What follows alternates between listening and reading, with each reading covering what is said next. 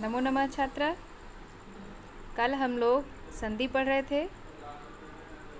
संधि किसे कहा जाता है, संधि के कितने भेद होते हैं। तो संधि के कितने भेद होते हैं? 3 भेद होते हैं, स्वर संधि, व्यंजन संधि और विसर्ग संधि।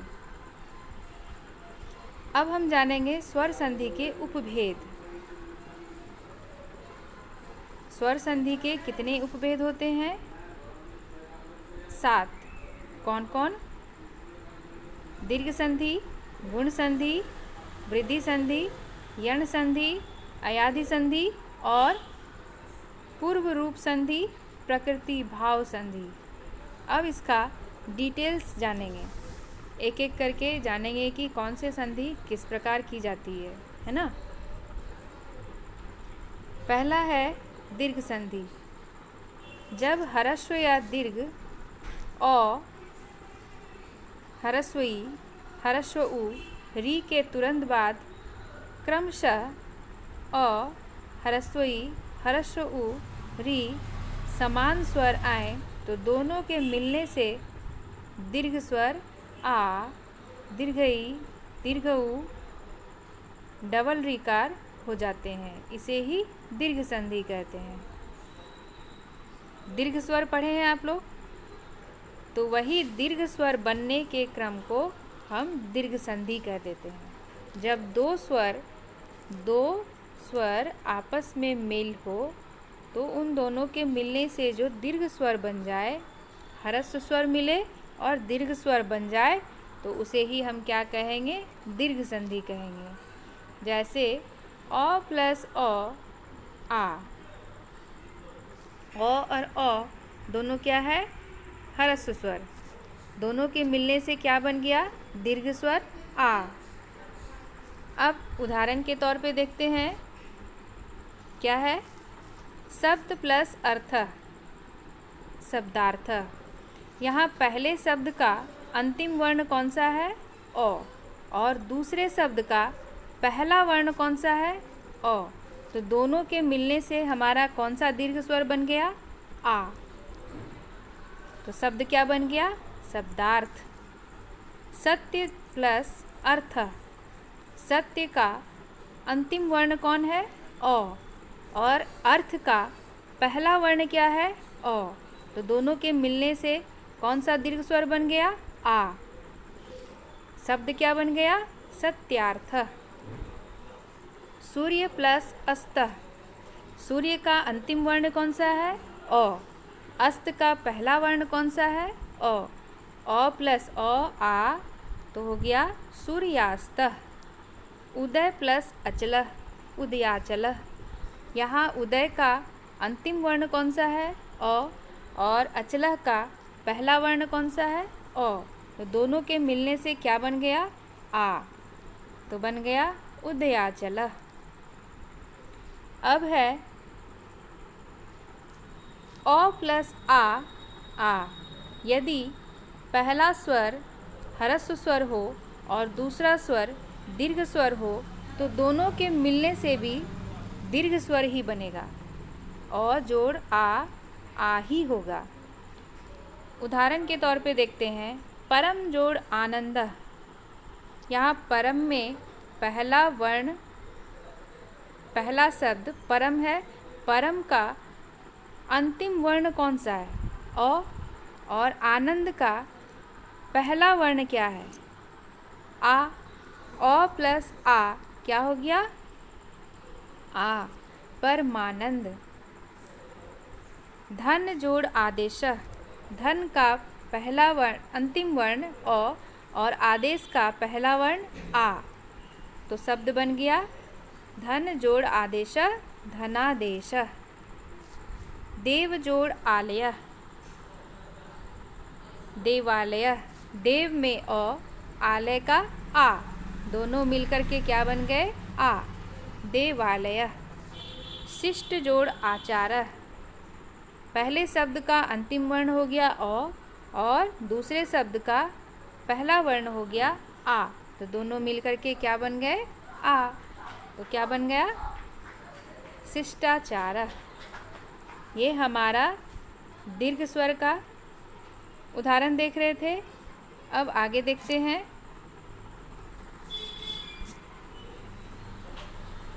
अ जोड़ आ इक्वल टू आ होता है, ये आप लोग देख लिए।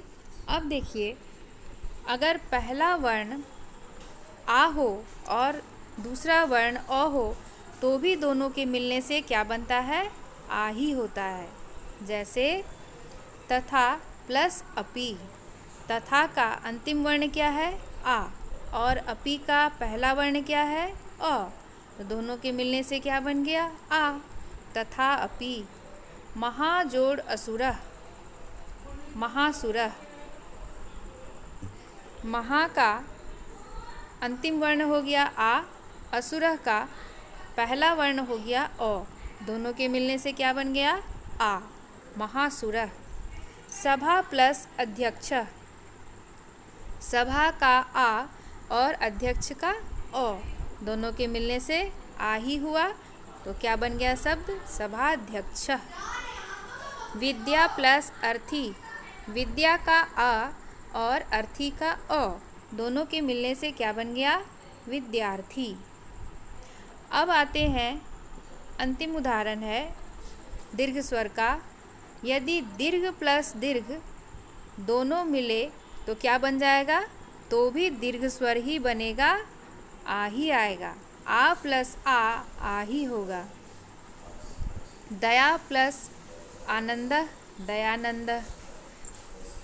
पहले शब्द का अंतिम वर्ण आ है और दूसरे शब्द का पहला वर्ण आ है। दोनों के मिलने से भी हमारा दीर्घ स्वर ही बना। क्या बना? आ। दूसरा है महाजोड़ आशय, महाशय। महा का आ और आशय का आ, दोनों के मिलने से क्या बन गया? आ, महाशय।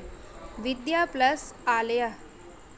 विद्या का आ और आलय का आ, दोनों के मिलने से क्या बना? आ, यानी विद्यालय। सभा प्लस आगारह।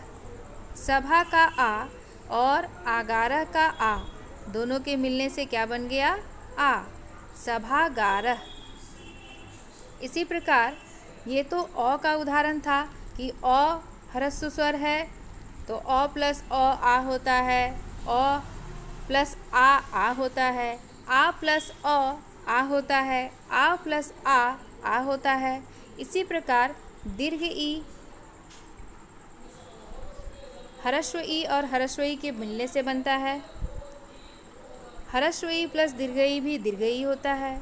दीर्घ ई प्लस ह्रस्व ई भी दीर्घ ई होता है।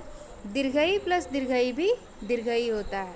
यानी किसी भी तरीके से हम ह्रस्व स्वर और दीर्घ स्वर को मिलाएंगे तो वो हमारा मिलने पे क्या बनेगा? दीर्घ ई ही होगा। उदाहरण के तौर पे देखते हैं, ह्रस्व ई और ह्रस्व ई के मिलने से दीर्घ ई कैसे बना? कवि प्लस इंद्र। कवि का अंतिम वर्ण क्या है? ह्रस्व ई।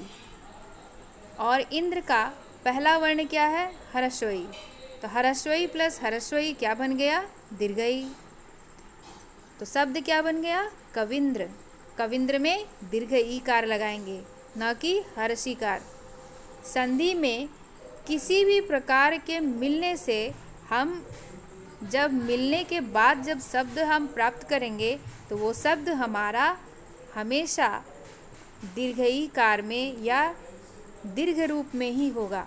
कभी भी वो ह्रस्व ईकार में नहीं होगा, न ह्रस्वईकार होगा, न अ होगा, न ही ह्रस्व उ होगा। ये हमेशा दीर्घ ई भी होगा। दूसरा है अभि प्लस इष्ट। अभि का पहला शब्द का अंतिम वर्ण हो गया ह्रस्व ई और इष्ट का पहला स्वर हो गया ह्रस्व ई। अभि का अंतिम वर्ण हो गया ह्रस्व ई और इष्ट का भी अंतिम वर्ण हो गया ह्रस्व ई। ह्रस्व ई प्लस ह्रस्व ई हो गया दीर्घ ई। अभि प्लस इष्ट, अभिष्ट। अभि में भ में, अभिष्ट में भ दीर्घीकार होगा। रवि प्लस इंद्र, रविंद्र। रवि का ह्रस्व ई इंद्र का ह्रस्वई मिलकर बना रविंद्र का दीर्घई। मुनि प्लस इच्छा मुनिच्छा, मुनि का ह्रस्वई इच्छा का ह्रस्वई, दोनों के मिलने से मुनिच्छा का दीर्घई हो जाएगा। इसी प्रकार ह्रस्वई प्लस दीर्घई ये मिलने से बना दीर्घई। उदाहरण है इसका परि प्लस इच्छा, परि का ह्रस्वई और इच्छा का दीर्घई, दोनों के मिलने से बना परीक्षा का दीर्घई। मुनि प्लस ईशः, मुनि का ह्रस्वई और ईशः का दीर्घई, दोनों के मिलने से शब्द बन गया मुनीशः का दीर्घई।